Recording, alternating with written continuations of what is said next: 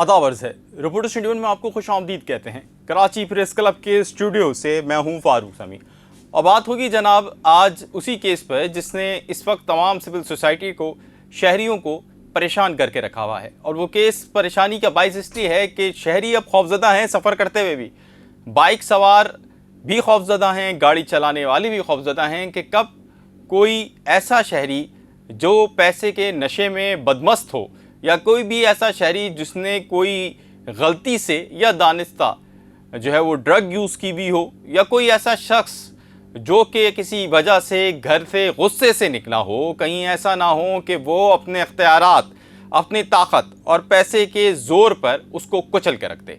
ये बात इस वक्त शहर में हर जगह डिस्कस की जा रही है कि क्या हमारे लिए क़ानून यानी आम शहरी के लिए क़ानून अलहदा है और मुल्क की अशराफिया के लिए क़ानून अलहदा है। और इसी डिबेट की वजह से सोशल मीडिया जो है इसकी आवाज़ बना हुआ है, जिसकी बुनियादी वजह यह है कि मेन स्ट्रीम मीडिया उसको उस तरह फोकस नहीं कर रहा जैसे कि इस किस्म के वाक़यात को फोकस किया जा रहा था। और इसके जो मुबैना तौर पे बात आ रही है वो ये आ रही है कि इसकी बुनियादी वजह यह है कि इस केस के अंदर जो है वो बाअसर शख्सियात हैं या ऐसे ख़ानदान हैं जो कि बहुत ज़्यादा जो है वो असर रसूख रखते हैं। और ये इल्ज़ाम आयद किया जा रहा है कि यही वो वजह है जिसकी वजह से इस केस के ऊपर जो है वो तवज्जो नहीं है और पुलिस की जानिब से इस केस को बिगाड़ने की कोशिश की जा रही है।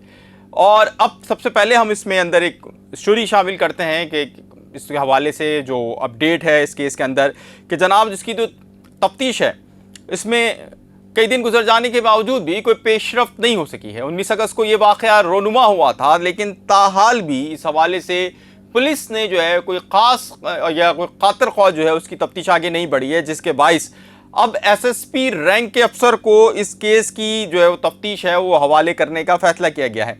और जो तफ्तीशी जो एसएसपी रैंक अफसर है वो इस तफ्तीशी टीम के साथ काम करेगा और साने कारसाज को हाई प्रोफाइल केस के तौर पे ट्रीट किया जाएगा, ये आईजी सिंध का कहना है। और जो खातून की मेडिकल रिपोर्ट है ताख़ीर का शिकार है, इस हवाले से भी ये बात सामने आई है और कहा जा रहा है कि मेडिकल रिपोर्ट में जो है वो मज़ीद 2 से 3 रोज़ लगेंगे, जो कि इस हवाले से सवालिया निशान है कि आखिर तहक़ीक़ इतनी या तफ्तीश इतनी स्लो क्यों है। और पुलिस ने ये फ़ैसला किया है कि जनाब कराची के अलावा पंजाब में भी इसको भेजा जाएगा इन सैम्पल्स को। लेकिन ये बात जहन में रहे कि जब भी इस हवाले से सैम्पल्स में ताख़ीर होती है तो जो तिब्बी माहिरीन है वो कहते हैं कि इसके कुछ असरात पड़ सकते हैं। एनीवे इस पूरे अमल को बहुत ज़्यादा शुकूक व शुबहात में डाल दिया गया है।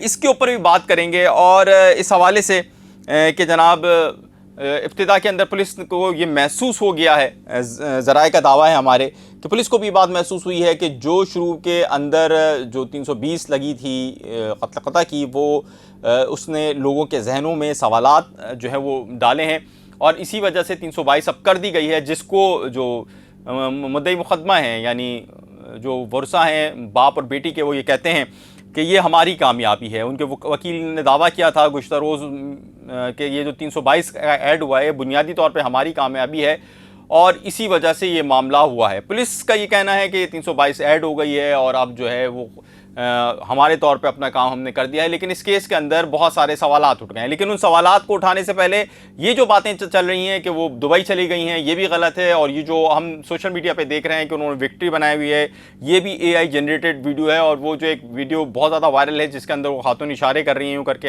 जो वहाँ पर मॉब जमा है उसको, और वो जो कह रही हैं कि और उसके पीछे बैकग्राउंड चल रहा है कि मेरा कोई कुछ नहीं बिगाड़ सकता, तो ये भी बात गलत है। इस तरह ये दोनों वीडियो AI जनरेटेड कह रहे हैं या उनको जो मेलाफाइडली जो है वो प्रैक्टिस के तौर पे बनाया गया है।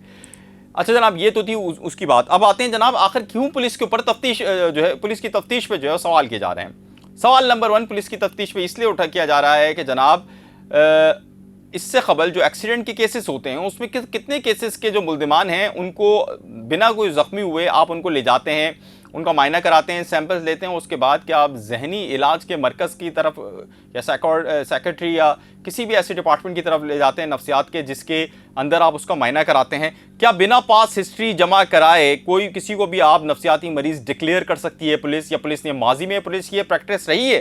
कितने केसेस ऐसे हैं ज़रा पुलिस कभी बताएं तो आवाम को कि आवाम जब सवाल उठा रही है और पुलिस बार बार जो है वो एक्सप्लेनेशन दे रही है कि ऐसा नहीं है, तो उसकी बुनियादी वजह ये है कि आप जो बात कर रहे हैं माजी में आप इस रवायत के बरक्स आम लोगों को ट्रीट करते हैं। जब आप आम लोगों को गलत तरीके से ट्रीट करते हैं और आप एक ऐसे शख्स जिसको बाअसर समझा जा रहा है उसको आप जिस तरह ट्रीट करते हैं, तो फिर लोग सवाल करते हैं कि आप हमारे साथ ऐसा नहीं करते तो आप उनके साथ ऐसा क्यों करते हैं।